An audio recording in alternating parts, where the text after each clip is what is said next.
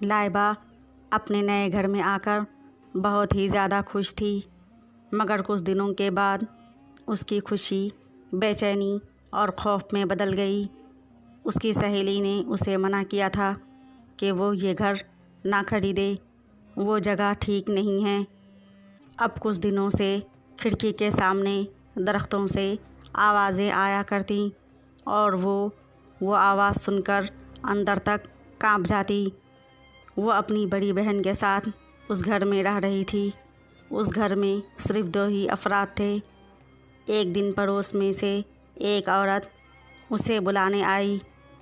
لائبہ نے کہا، آپی مجھے کچھ کام ہے، آپ اس کے ساتھ چلی جائیں، ہو سکتا ہے انہیں ہم سے کوئی کام ہو۔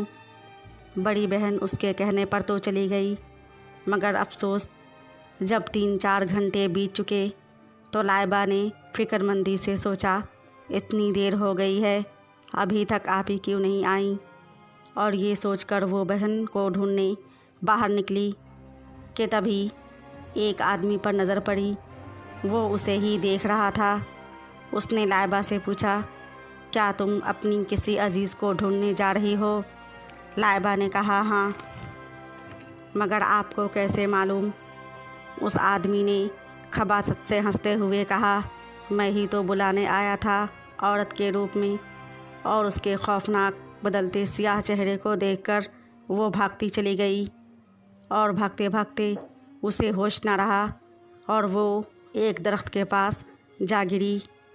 دیکھا تو اس کی بہن کی لاش خون سے رنگی ہوئی پڑی تھی۔